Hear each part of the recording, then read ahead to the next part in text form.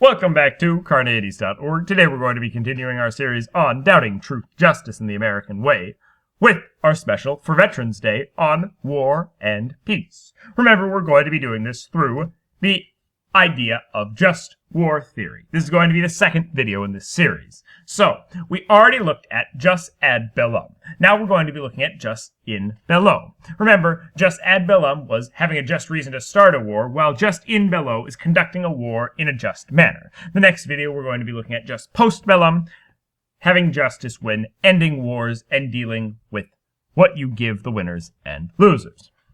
So, just like jus ad bellum, jus in bello has a series of criteria that you need to meet to have a good old just war. Let's take a look. So, number one, weapons prohibitions. You have to follow the weapons prohibitions that exist from the United Nations, such as no chemical or biological weapons allowed. Also, non-combatant immunity. Innocent civilians should not be intentionally harmed. There's some leeway in terms of casualties of war, things that happen by accident, but intentional harming of civilians is not allowed.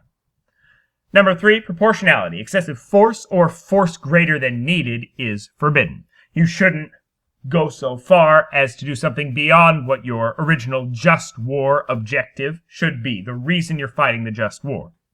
If you have perhaps other means or other reasons for fighting the war, such as wanting revenge or being really, really angry at a certain group of people, you're not allowed to have that as your reason and use excessive force because of that. You only can use the force appropriate for the reason that you started the just war.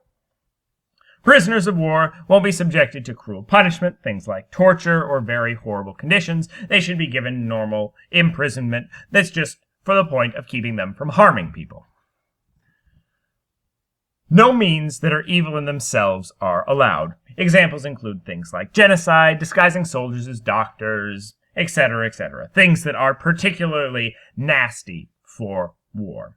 It's a pretty open-ended criteria. And finally, no reprisals. If the other side breaks the rules, it doesn't mean that you get to. The point of this one is generally, if one side breaks the rules, and then the other side breaks the rules, all that's going to happen is it's going to turn into a war of attrition, and no one's going to be happy, and a huge amount of war crimes are going to be committed because of it. So, those were the 6 criteria. Let's take a look at our opportunity to now maybe doubt some of these criteria. So, in terms of number 1, why are some ways to kill better than others? This was something that was brought up a lot during the Syria chemical weapons situation. When Syria had been killing its own people for a long period of time, the world wasn't stepping in. As soon as they used chemical weapons, it was a huge deal. Clearly, there were a lot of nasty things being done in Syria, but we were only stepping in when chemical weapons were used. Why are we allowing all of these other nasty ways to kill people, but as soon as chemical weapons go on, is that some kind of red line? Why is that? Who decides who's a terrorist and who's innocent? This is a problem the United States has had in a lot of its recent wars, be it in Vietnam or in Afghanistan. It's very difficult to tell innocent civilians from insurgents or people who are fighting for the enemy. Is excessive force allowed if shock and awe is the intent?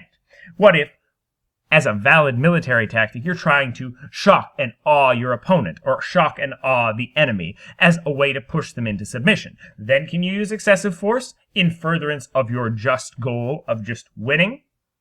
It seems questionable. 4, is torture acceptable if the information would save lives? Clearly there have been situations where many governments have used torture to either just punish people or try to extract information that they believe would save lives from their enemies. This seems like a valid question. Is it really that bad if we torture one person but save 1 million people? I don't know. It seems like a very interesting question.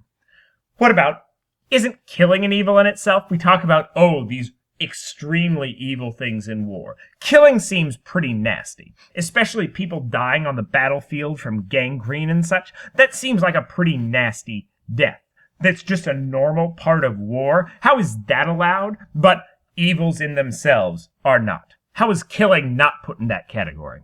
And finally, why do we get to start wars as a reprisal for someone attacking us, but we can't commit war crimes as a reprisal. It seems that the same argument should hold, that if people get to start wars back and forth, that turns into a war of attrition, and people just end up starting a lot of wars. Why is it that that's okay, but with war crimes, it's not? That was Just in Bello. We're now going to take a look at Just Post Bellum. Watch this video and more at Carneades.org, and stay skeptical, everybody.